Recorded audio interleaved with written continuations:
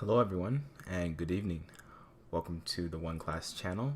My name is Fejiro and I am an honors Bachelor of Science graduate student working towards medical school. Tonight actually, we'll be going over some commonly asked chemistry questions at both the high school and college levels. If you need some extra help or just some more help with homework or tutoring, please click on the link in the description down below. And with that, we're going to get right started on question 1. Okay. So hopefully you can see my screen now. So starts off with this question here, and it's asking us, in which of these solutions will HNO2, which is, I believe it's not nitric acid because it's NO2, not NO3. It's a different type of nitrous acid. But in which of these solutions will HNO2 ionize less than it does in pure water? So when it's put in pure water, we assume that it just ionizes completely. There's just different factors that can change how well it ionizes. So in these type of questions, it's always good to write down an equation. So I'm just going to put HNO2 plus water. In fact, before we put the plus, let's add the aqueous sign. That just helps us distinguish later, because usually the liquid isn't really part of the equation, it's just there as an extra piece. But pretty much it ionizes. In fact, in this case, I'll keep this out, because that's only if we're working with acids and bases, is where it's technically this is an acid, but that's not what the question is asking. It's just saying that it ionizes to form H plus and NO2 minus. It could have been written with water, but instead of the H plus, you would have put like H3O plus, which is the actual hydronium ion. But this is enough of information that we need here. Okay, and these type of equations and reactions is that the more reactants, in Le Chatelier's principle, if you have more of the reactants, it'll push it towards the products. If you have more of the products, it'll push towards the reactants. Now it's asking us which will make it ionize less, meaning that less of these. Okay, that means you want something that increases the products to push it to the reactants. Okay, now let's see what it gives us. It starts off with, first one is 0.10 moles of NaCl, so just salt. B would be 0.1 moles per liter, that's a molarity of Kn, because that's what the big M is. Sorry about that. So the big M is not moles, it's the molarity, which is in moles per liter. Okay. C is the same, 0.10 moles per liter of NaOH. And D, the last one, is also 0.10 moles per liter of NaNO2. Now, as I said earlier, we also think that increases the products. NaCl doesn't really react with this equation. It will just make the solution just more concentrated. So this one, we can say pretty much not really, won't change anything. KNO3. NO3 is close but no cigar. That one won't really react with this equation here, so we can just cross that one out. NaOH, same thing. Both parts of it don't really have any business interacting with it. Now sodium nitrite, that would be what it is. This one actually has an NO2 we're looking for. Okay, and this one, especially with sodium, it likes to dissociate completely. So in the solution, you actually see Na plus and NO2 plus as well. Now these products will be competing with what we have here, meaning that now, NO2 minus, but now we have a lot of NO2, which based on the Chatelier's principle would push the reaction towards keeping it as HNO2, meaning that it would ionize less. So for this question, D is the correct answer, as it's the only one that has similar properties of what we're working with. aka the NO2, similar products, so it's pushing the HNO2 to the reactant side, hence ionizing less. So that's how we solve question 1 there. Let's see how we did here. So it skips right to it, just says option D is correct, and let's see what they say. Exact. Oh wow, they actually mentioned the Taylor's principle.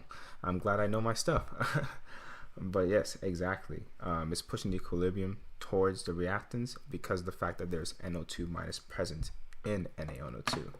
So this is correct, and we can just go straight to question 2.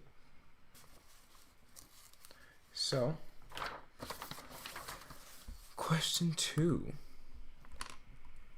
This one is asking us to determine whether the following pairs of elements can form ionic compounds. Okay? So, ionic or non-ionic. Now, the base for ionic, we may have covered this already, but just remember, ionic is a metal and non-metal, typically. And covalent, well, non-ionic, are typically 2 non-metals.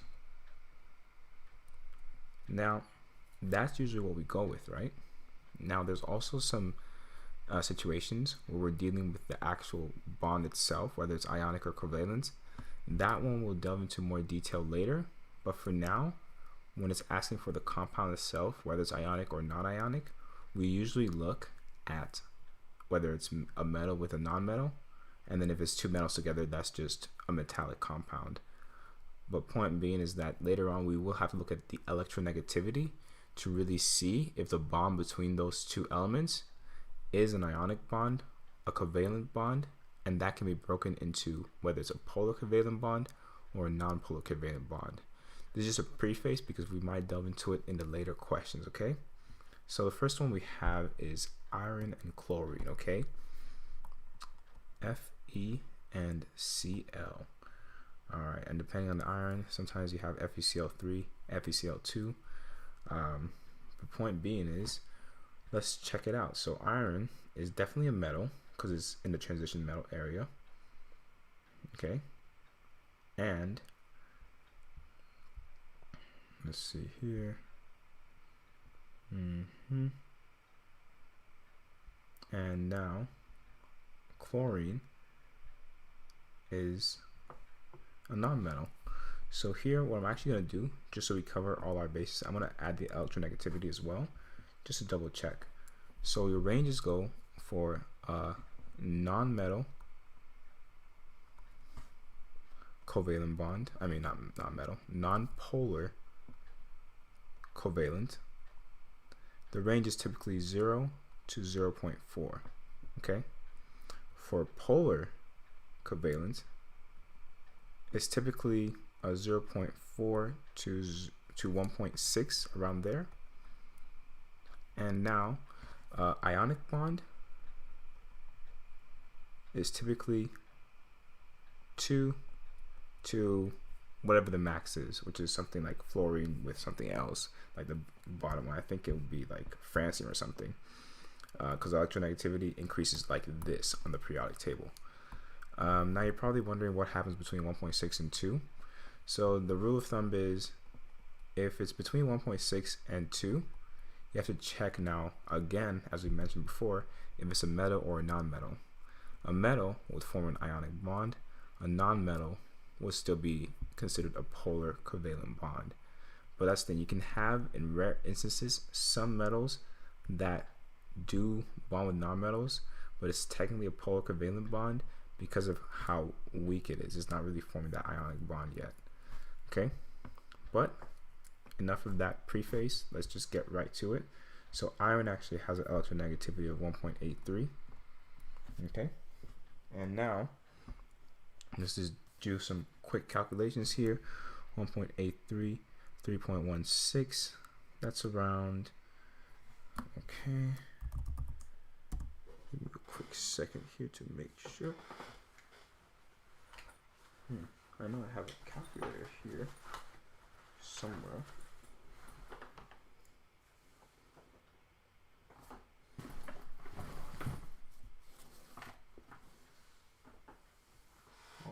well, I guess we're using the computer calculator for now. That's okay.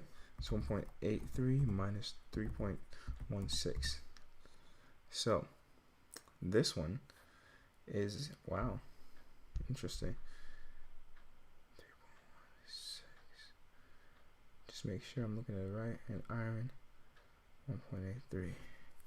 So technically, this one, well, according to the calculator, is 1.33 difference. So now this is one of those weird scenarios, because this polar covalence range and even this rule set does vary, and that is where we have the tricky solutions like these. I'm gonna go ahead and say in this instance that iron chloride is going to be an ionic bond because iron is a metal. I do feel like maybe we can stretch this out to have a wider range, because as you see, especially with the transition metals, they get pretty close. So when in doubt, I would just assume metal and non-metal and just move that over to an ionic bond. Okay, so that would be for iron. Now for the next one, they did ask for oxygen and magnesium, so Mg and O. Okay, so oxygen does have an electronegativity of 3.44. Magnesium has 1.31. Okay, 1.31, 3.44. This is a lot more clear cut because this one gives us 2.13. Definitely an ionic bond. Okay, fills all the criteria. It's a metal and a non-metal, and it has a great electronegativity. So now let's look at the other ones. Fluorine and sodium. So that's NaF. Okay, sodium has 0.93, and fluorine is actually one of our strongest electronegative thing, 3.98. I don't really have to do the math. This is like close to 3, so this is definitely going in the ionic part, because remember it's a metal and a non-metal. Potassium and sulfur, so P and S. I'm just gonna put them like that because I don't know how they form into like the actual compound. So potassium has 2.19, sulfur has 2.58. Now this together is like, what is this? That's like, that's 30.39. Should be about that. Yep, 0.39. And with this is definitely going into our non-metal. In fact, well, they're both non-metals, so they're definitely going into the not ionic section. I'm gonna just add this just in case, but in a sense, this is ionic and this is not ionic. Okay, just so that way we don't get too confused. Now, nitrogen and iodine. So nitrogen and iodine I. Okay, let's see what we have. 3.04 for nitrogen and 2.66 for iodine. So that will be about 0.38, somewhere around there. But there's also two nonmetals like potassium, sodium. So we can move that into the covalent bonds here. We're not going to specify whether it's polar or non-polar. That's not what the question is asking. It only cares whether it's ionic or non-ionic. So now, after that, the last one, lithium and calcium. So you might notice that these are actually both metals, hence why I threw in that metallic section, because it's not a covalent bond. So lithium is 0.98. Calcium is 1.0. Wow, that is a very, very tiny difference, 0.02. And this is one of the rare metallic bonds, not really discussed because they're quite strange compared to everything else. Usually deal with ionic or covalent bonds and compounds, but this is how I would break it apart. So we have iron chloride, magnesium oxide, and sodium fluoride as ionic. and we have phosphate and sulfur here, nickel, and oh, I did phosphate and sulfur, not potassium and sulfur. Well, now you know phosphate and sulfur is not ionic, so K and S. Once again, I do not know the compound for it, but potassium is 0.82, sulfur is 2.58, metal and a non-metal, and this is a better example of something that falls within the range, because this would be about 1.76 if I did my math right. Okay, and that would definitely go into the ionic section. All right, so that is what we have here. The trickiest one honestly would be this iron chloride. Like I said, when in doubt, if it's a metal and non-metal, even if it's transition metal, I would choose that it is an ionic bond. Okay, it's when they start asking for what type of bond it is, I definitely look at the electronegativity, but in this case they're just asking whether it's an ionic compound, so we're just going to default to metal and non-metal. Okay, so let's see how they did it. So iron and chlorine, they do say it's ionic. Magnesium and oxygen also ionic. Sodium and fluorine also ionic. Potassium and sulfur also ionic, so we got that. Nitrogen and iodine covalent, and now we have lithium and calcium metallic, so that is correct. And now let's move on to the next question, question 3. Oops. Okay, so how much energy in kilojoules do 3 moles of photons all with that wavelength contain? So now for this, they're asking for energy from photons, okay, and they give you the wavelength. So based on the fact that they ask for the energy and give you a wavelength, we kind of know we can use this. Energy equals, I believe that's Planck's constant, the H. Bear with me, I just know the number, I'm not really familiar with the letters, but I believe this is Planck's constant. And F is a frequency, and we can actually break down frequency so they can actually include wavelength, and you see that actually this would be the formula we're using. Energy equals that constant times speed of light over wavelength. Now they've said that there's 3 moles of photons, but this formula here only accounts for literally 1 particle. So we're going to first solve for 1 particle and then multiply that by 3 moles of photons, which we'll need Avogadro's number for. Let's start with the 1 particle first, okay? So they say it has a wavelength of 655 nanometers. So that is energy here we're trying to solve is equal to H, that constant, which is, let me see if I have the right one. Yep, 6.626 times 10 to a negative 34. I believe that's Planck's constant, yeah. And the units are meters squared, kilograms per second. And you're going to multiply that by the C, speed of light, 3.00 times 10 to the 8. And you're going to divide that by the wavelength.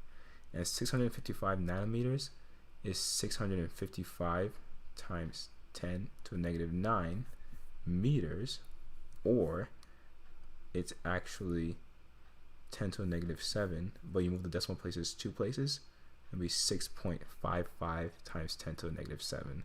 I prefer this so that way you're not dealing with numbers above 10 when you're trying to put the 10 to the power of. It makes things a little bit easier.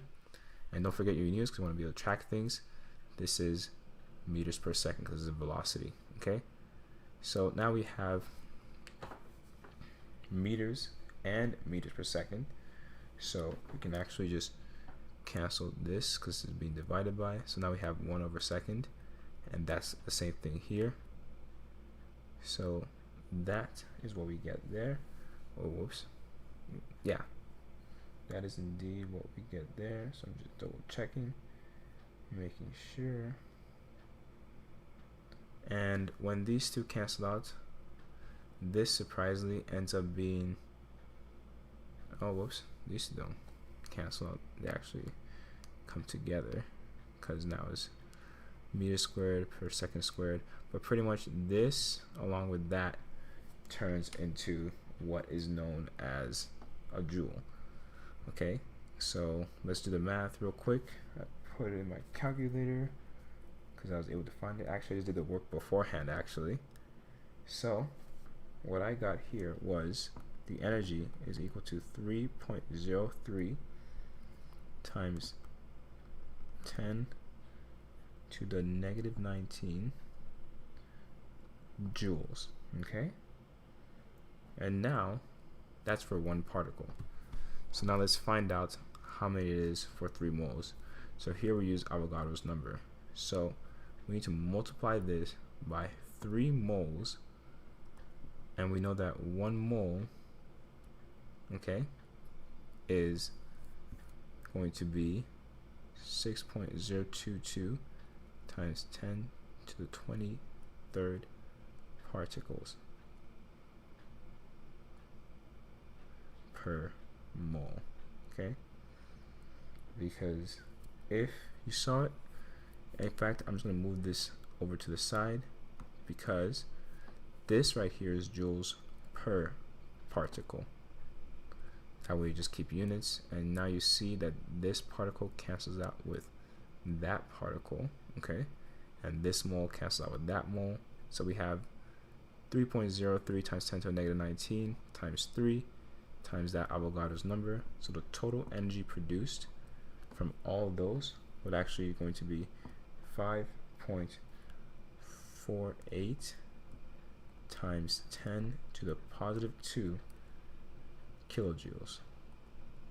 And the reason why I put kilojoules because the actual number I got was 548 and some number less than 4, because I rounded up and then just moved the, whoops, I got a lot bigger than that actually, because 10 to the 2. So I got this number about something like this. I will put x's for joules, and the kilojoule is, move it there, so 548 kilojoules, and then, you know, move it one more. That's I got to the 10 to the 2. So this right here is the energy produced by 3 moles of photons with a wavelength of 655 nanometers. Let's see what they got. Oh, well then, yeah, I do believe they have one more significant digit than me, but I just have to keep it the same because they gave us 655 nanometers for the wavelength. Technically, we should have put it down 2 significant digits because of the fact that they have 3.0 moles, which is only 2. But either way it works. So 5.5 would probably be the better answer, times 10 to the 2 kilojoules. And it does ask in kilojoules. That's why we put it there. So overall, though, this is correct. And it did get the same as us for the joules per particle. So now let's move on to question 4.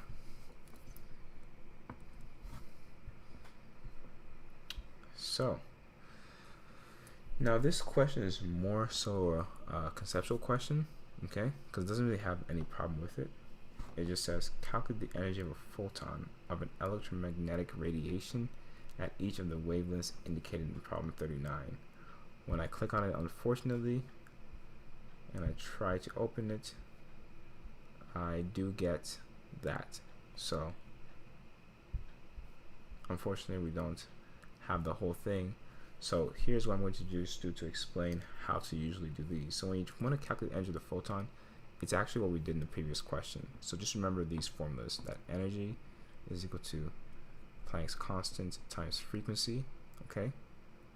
And in fact, I keep saying Planck's constant, but I don't want you to pull up the wrong one. Planck's constant is indeed the one we're using. Phew, good. That is Planck's constant. Okay, and now it's asking us in terms of like more conceptually, this is what you're going to be using to calculate the energy of a photon, because they give you the wavelengths, and when you break down the frequency, because frequency is equal to the speed of light over wavelength. So as long as you're getting the wavelength, okay, so I'm going to actually circle this in blue. As long as you're getting the wavelength, you can solve for frequency. And as long as you can solve for frequency, you can solve for energy. The only thing you have to keep track of is your units. Make sure that your wavelength is going to be translated to meters, because that's what works with Planck's constant. Don't use the nanometer form. Just make sure you adjust accordingly by putting like 10 to the negative 7 or 10 to the negative 9. Point being is you want to keep track of that. But really, this is truly all you need. Just make sure that you can solve for frequency using this, okay? And then after, you can solve for energy. Or in fact, what I like to do, you can kind of just put the two equations together, and this is what you're working with. So you can always get the energy right away. Just plug it in, speed of light, Planck's constant. The only missing variable is the wavelength. So that is really all for this question. I'm going to just leave it here for a little bit, so that way you can copy this down and just write a note, you know, this is how you use it to calculate the energy of photons, just like we did in the previous question. Okay.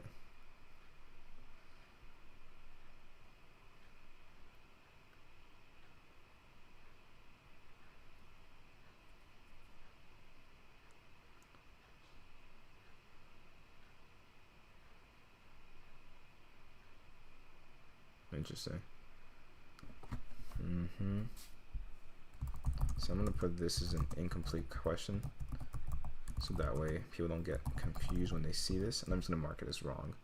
But just remember, okay, they do mention actually using Planck's constant and using the speed of light, and that's really all you need. And then different wavelengths, so like if they say it was like purple, like I think it's like violet 400 nanometer range, you can use that to find out what the type of energy is produced and things like that. They can even give you, because they mentioned it's electromagnetic radiation, it could be really any wavelength, but you can even find out cool things like what type of color it is based on the wavelength, and then what type of color, what energy that color produces, but just small things like that. Okay, so with that, let's move on to the next question. Question 5. Okay, so modern pennies are composed of zinc and coated with copper.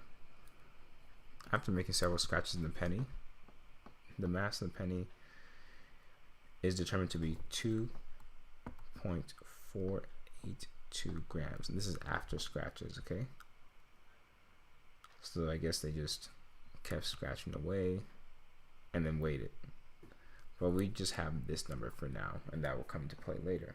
Okay, and now they also ask, the student puts a penny into hydrochloric acid, so HCl, via single replacement reaction. So in a sense, what's happening is that it's replacing something, in terms of like one of these is being replaced, and it looks like what is being replaced is actually the hydrogen, and it says only the zinc reacts with this. So there's zinc and copper, okay, but only the zinc reacts with it. So what we have is this formula: zinc solid plus HCl, and they said it's a single replacement, so that means we got zinc Cl, and because it's zinc, actually it's going to be zinc Cl2, because most of the forms of zinc is zinc 2, okay, and plus H2. So that is what we have there. Okay, aqueous and hydrogen gas, as they said. Okay, and the hydrogen is collected at 25 degrees Celsius over water. That is important, because now we have to factor in the vapor pressure, because we're collecting gas over water. So that does play into this question here. The collected total gas is 0.899 liters, and the pressure measured here is 7.91 millimeters of mercury.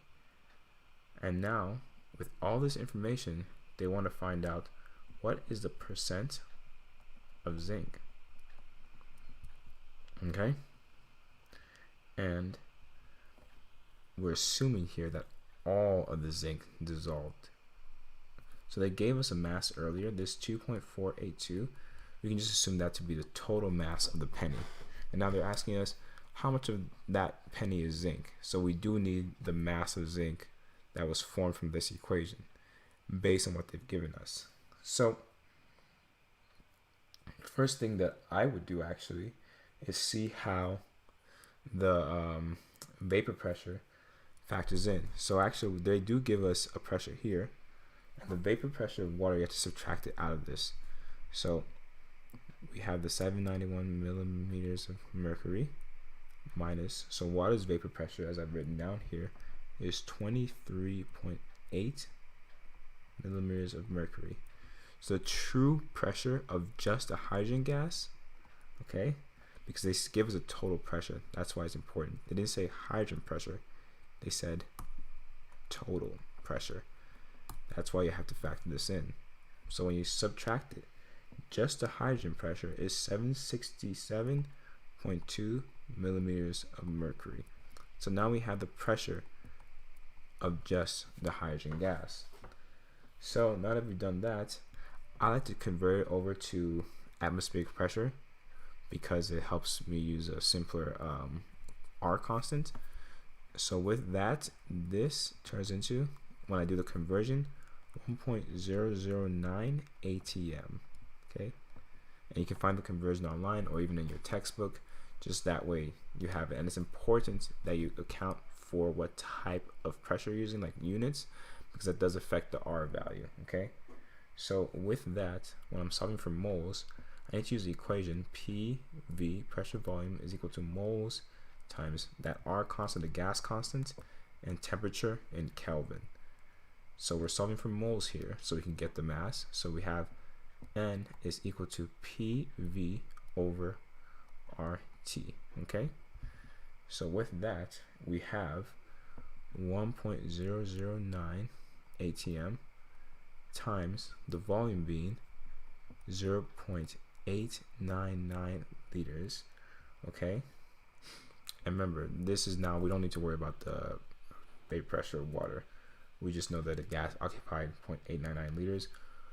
We don't need to factor in water because the total pressure only affects the vapor pressure part.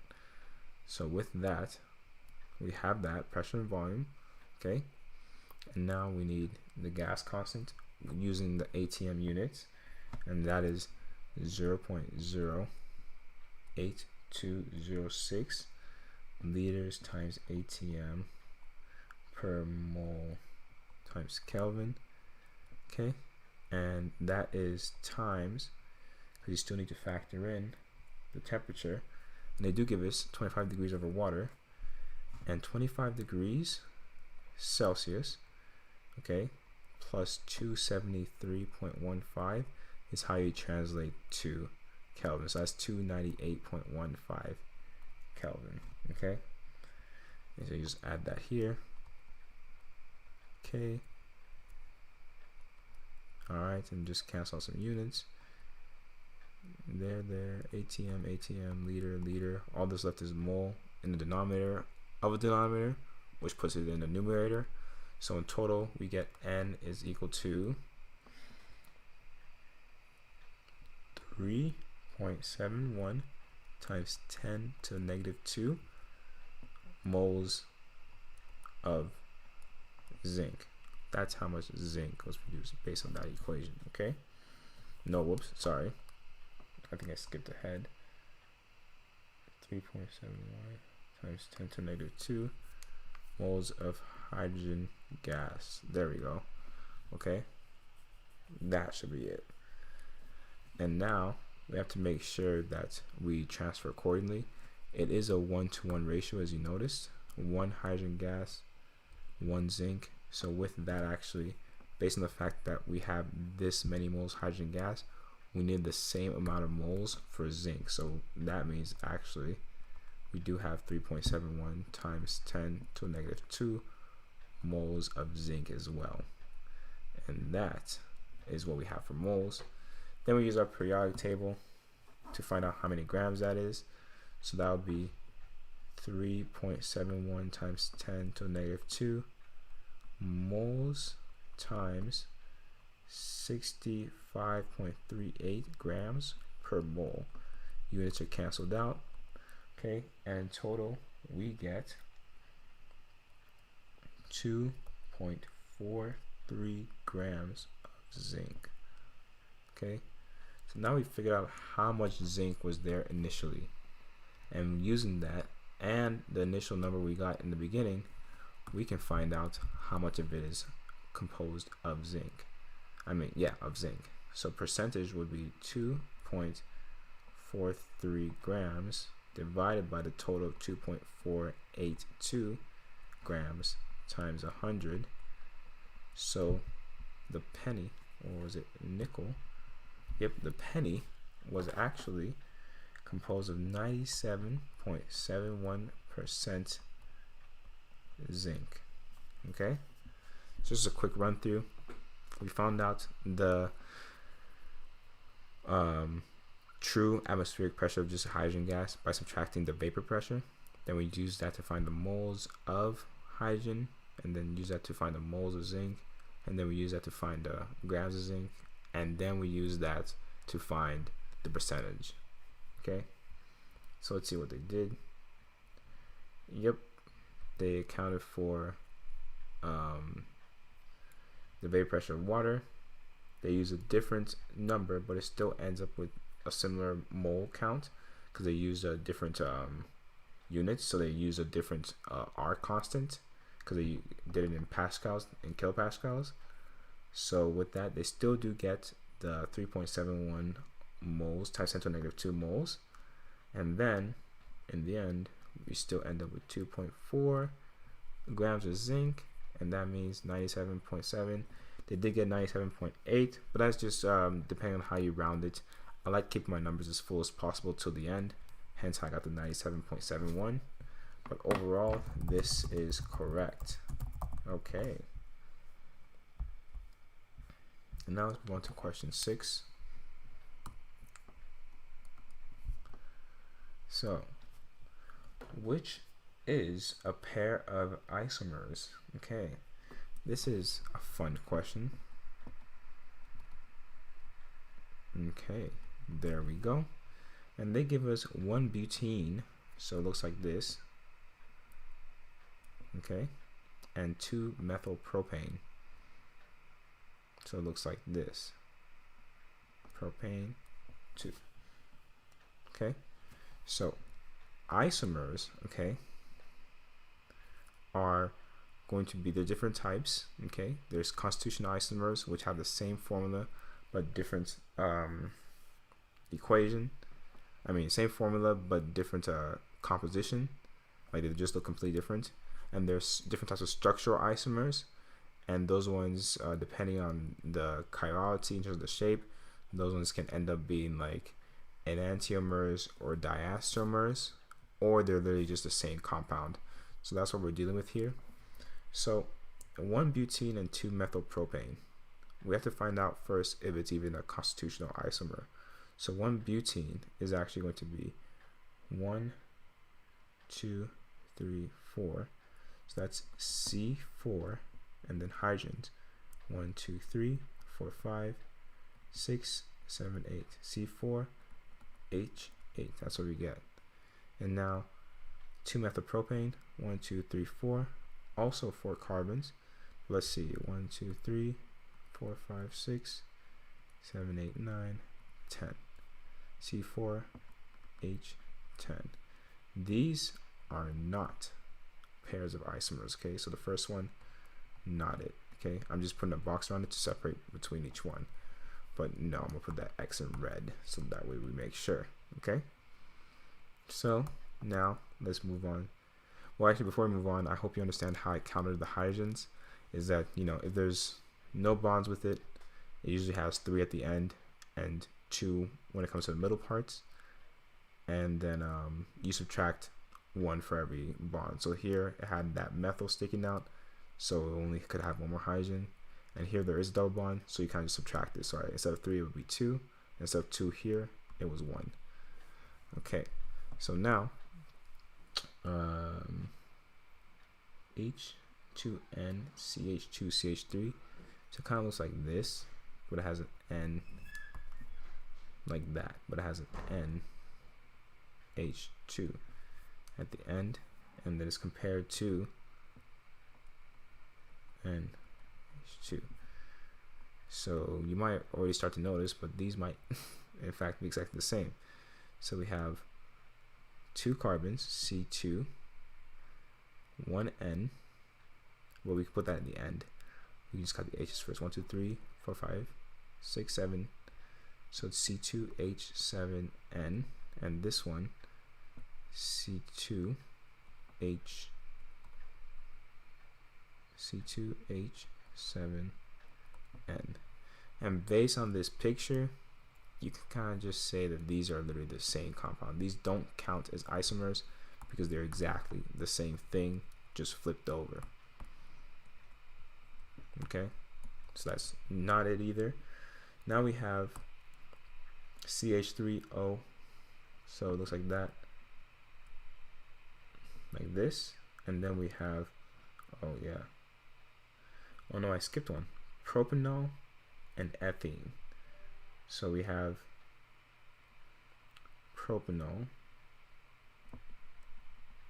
and ethene. Literally already you can see that they're quite different. So this one is going to be no, because propanol, in fact, just for fun, that's C2H4, and this is 6, 7, 8. So that's C3H8O. That's what that is. And so that's definitely not even close to each other at all. CH3CH2OH. So we have this now versus CH3O CH2CH3. So these ones, always good to check again. So they have 2 carbons, C2, 1, 2, 3, 4, 5, 6, H6.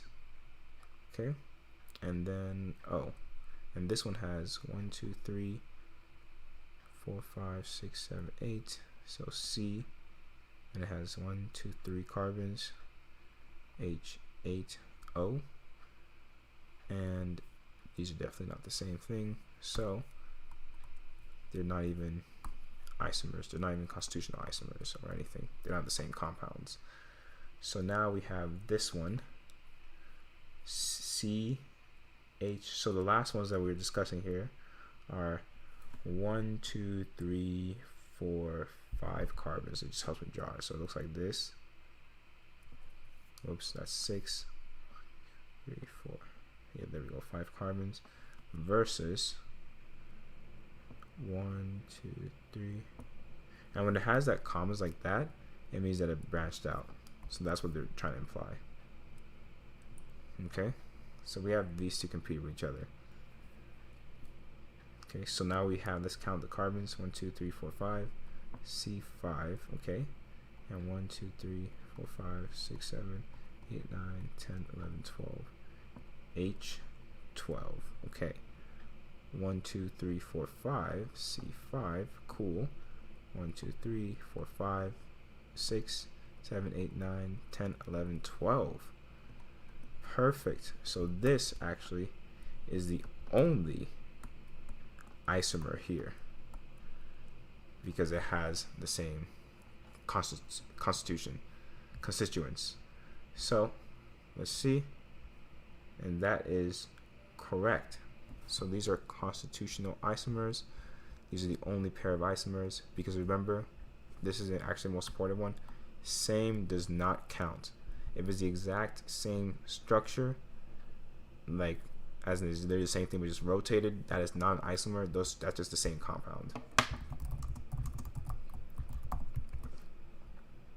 Okay, so now let's move on to question 7.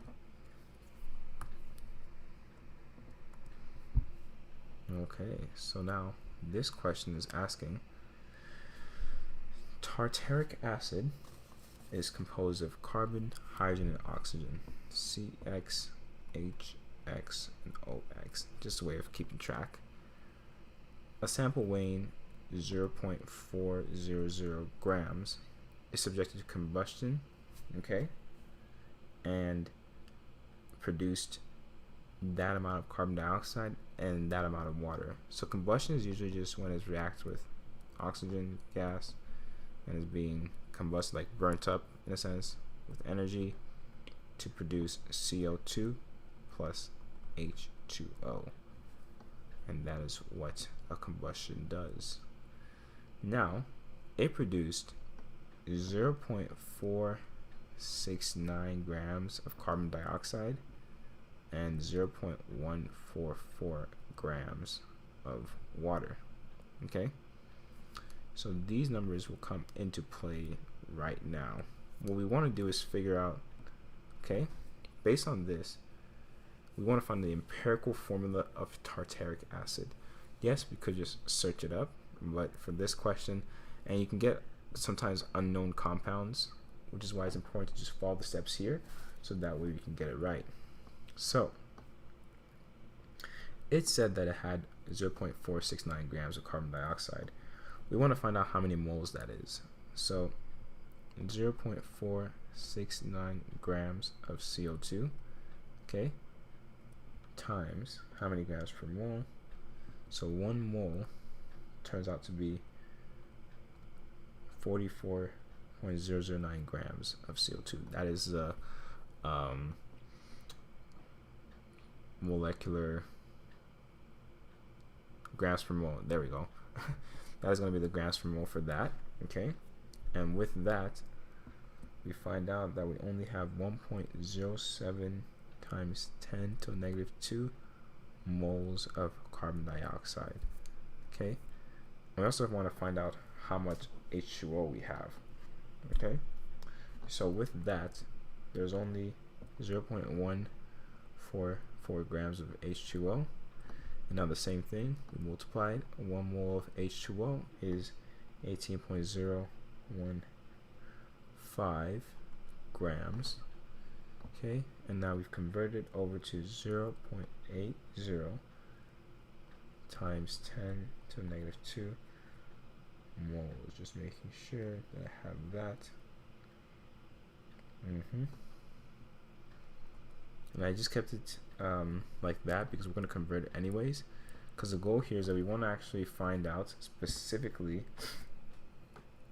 just how much carbon and how much hydrogen we have, because the oxygen we don't really know because it's used in here as well, but we do know that carbon and hydrogen are the only parts of that tartaric acid that translate over.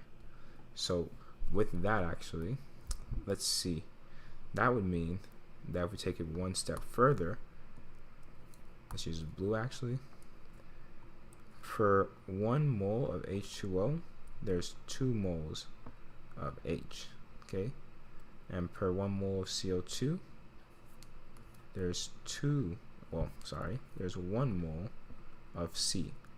So this stays the same, 1.07 times 10 to the negative 2, but this one gets doubled, which is 1.60 times 10 to the negative 2 of C here and H correspondingly. Okay, so now we want to figure out the ratios, and once we figure out the ratio, we then in a sense multiply to get the nearest whole number.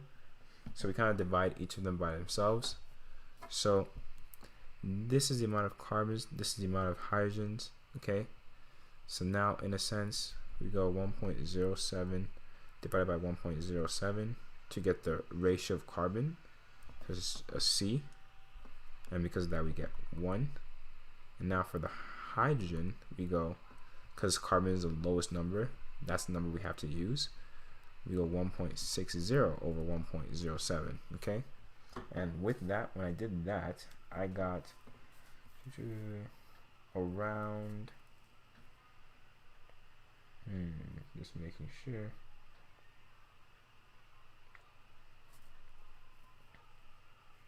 I got around 1.5. So with that being known, that's around, that means that if we doubled everything, that'd be kind of, to get the nearest whole number, because 1.5, we don't like that. So just multiply times 2. Okay, so now we know the ratio is 2C for every 3H. Okay, so that is a success. And now that we have that, actually, okay, we can actually use that to find out how much oxygen was just in this part here. Because we know we have 4.400 grams, right? Okay, so if we then just make sure I'm doing this right, and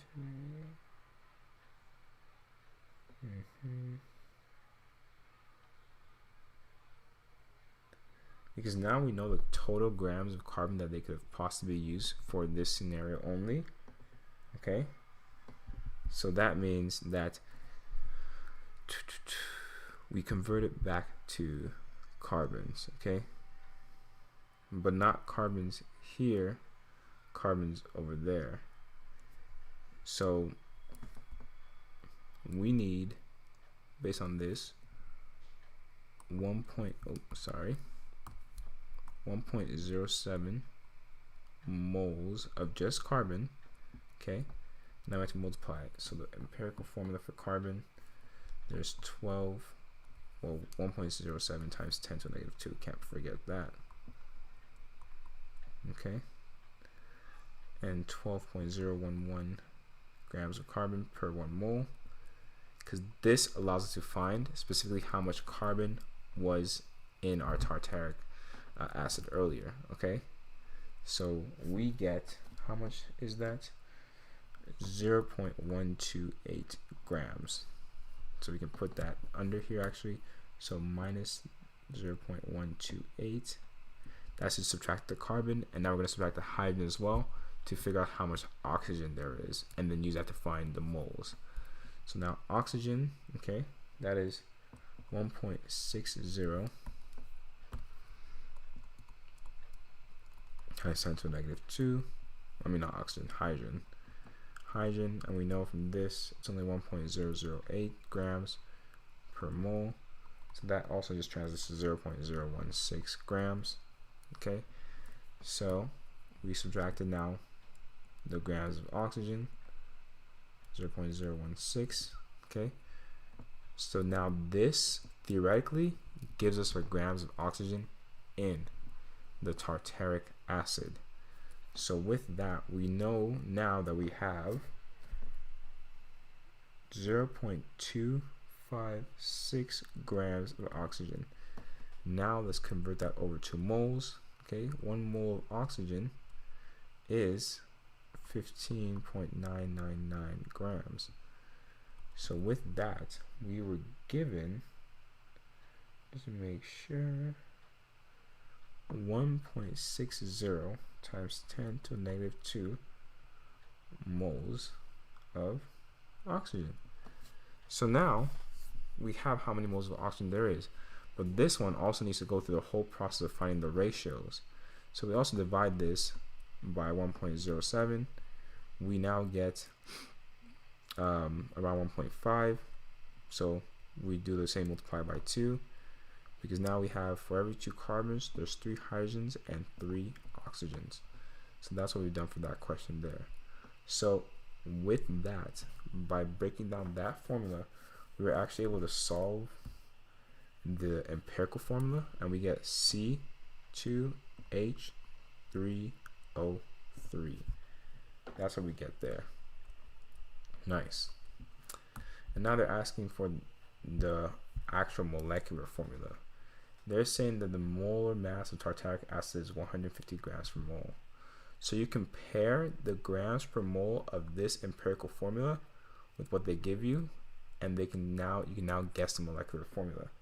So with that, when you add up 2 carbons, 3 hydrogens, 3 oxygens, you get a total of 75.043 grams.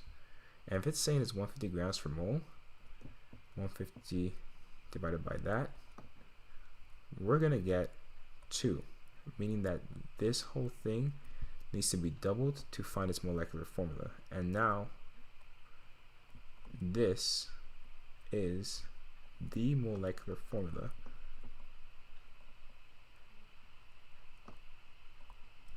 of tartaric acid, and this is the empirical.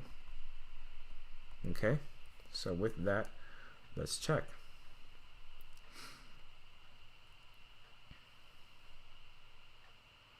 Yep, so they first found the mass of carbon.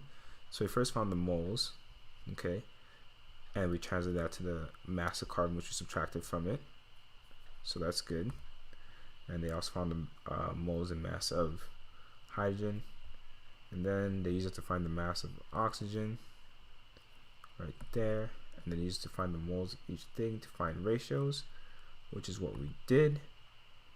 And then we got the empirical formula, and then when we got the molar mass, we saw that it was twice based on the grams per mole. So then we have to multiply everything by 2 and to get that molecular formula. So that's perfect. So this is correct. And now let's move on to question 8. So this question is asking us to now identify the types of intermolecular forces present in these following molecules. Then they want us to rank it, and then they want us to indicate how the boiling point changes, and then compare boiling points. So there's a lot of multi-step parts to this question, but let's first make our lives easier by listing all the types of intermolecular forces. There is London dispersion, okay, which is pretty much everything that's not forming a dipole-dipole. Dipole-dipoles are formed when there's enough of an electronegative difference, okay? So that's dipole-dipole, okay? And now the next one is a hydrogen bonding, okay?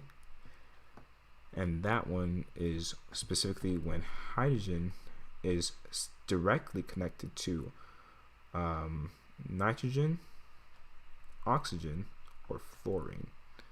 And the last one here, the strongest one, is ionic.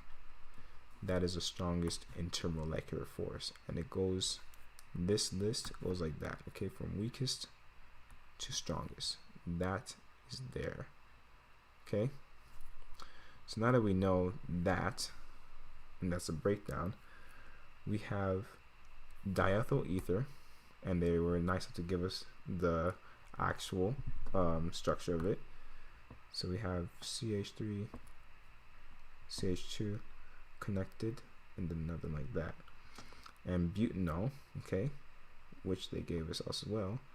1, 2, 3, okay, because 4 carbons, and then OH, and then butane, just like that. So now then, let's do this. Everything has London dispersion forces, because usually that's what you can find with the carbon hydrogen connections. So we can actually say that each one has London dispersion, okay, just by the presence of there being a molecule, not an atom. As soon as you're connected to each other, you're most likely going to have some form of London dispersion force. So you can say that as the basic one that most molecules have. Dipole-dipole. Now here we look at our electronegativity sheet, okay, and you notice that carbon electronegativity is 2.55 for C, and H is 2.20. And that difference, as we discussed earlier, okay, that's only a 0.35 difference. This is not enough to form a dipole-dipole. You need a polar covalent bond for it to really do that. So you notice here that this oxygen, when you're looking at this right here, it has an electronegativity of 3.44, which is significantly higher. That's around 0.9 or 0.89. Point being is that it definitely is considered a polar covalent bond. So here, actually, you can say that this also has dipole-dipole. Okay, because in a sense, this is going to be the positive sides. Whoops. And this is going to be the negative. Okay. And now this one as well. If you notice, there's a carbon attached to an oxygen. So technically, yes, this is the positive and this is the negative side. So this also has a dipole-dipole. Okay. And now for the last one, hydrogen bonds, we have an OH here. Okay. So that right there is also going to have a hydrogen bond. Okay. So now we've answered the first part, which was to identify all the molecular forces. This one only has London dispersion. This one has the next upgrade to dipole-dipole, and this one has all three. Okay. And now in terms of the relative strength of intermolecular interaction, as discussed, hydrogen bonds are stronger than dipole-dipole, which is stronger than London dispersion. So meaning that in terms of their relative strength, this right here is the strongest, and this right here is the weakest. And this is just kind of like the one in the middle. So that we've answered number 2. Okay, and now let's address the indicating the boiling point. So the boiling point changes as the strength of intermolecular forces increases. As you increase the intermolecular force, the boiling point increases. So this will be also the highest boiling point, and this will be the lowest boiling point, because as I said, the boiling point increases as the intermolecular forces increase. So here, as IF increases, that means boiling point increases. Okay, so I'd actually write that down somewhere, because this does definitely come into play many times. So it's always good to remember, okay, as you increase intermolecular forces, it's harder to boil. Like you need a lot higher of a temperature.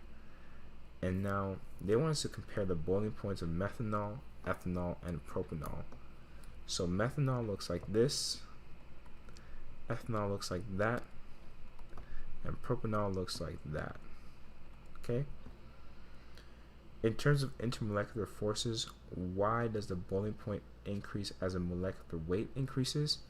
Well, now this is actually more related to London dispersion.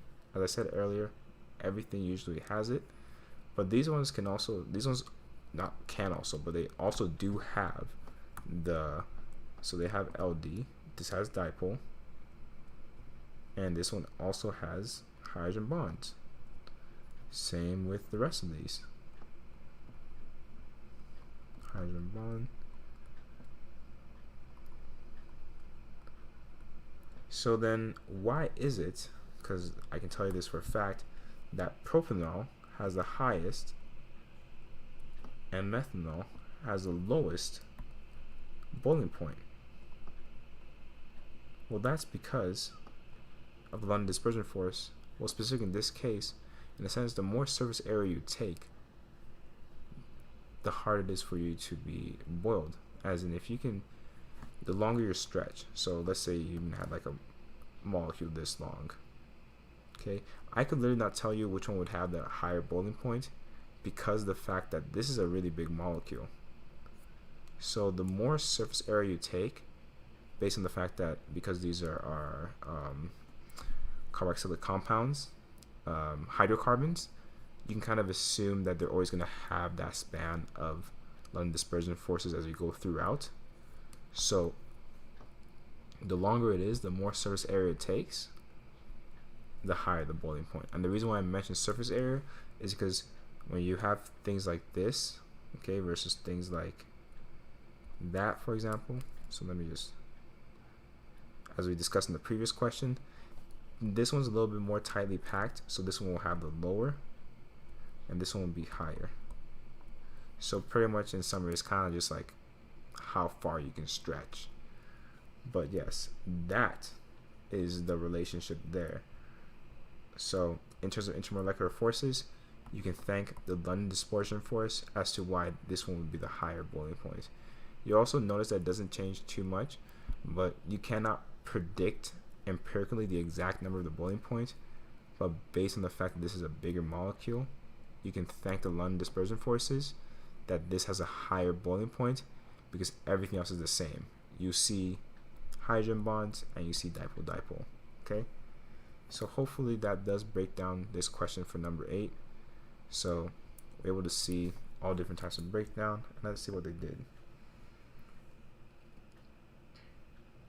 So this one, diethyl ether, it says it's non-polar, so only London dispersion forces. That is not the case, specifically because, especially when you do the 3D model, you notice that the oxygen will definitely be pulled, these will definitely be pulled towards the oxides, and the oxygen will kind of have a net pull down because of the fact that the positive and negative sides. Okay. Now butanol has a hydrogen bond, but also the dipole-dipole. They should mention that. And butane only London dispersion forces. So now they did rank them. They did correct. They said that the ether has a higher mass, therefore higher interactions.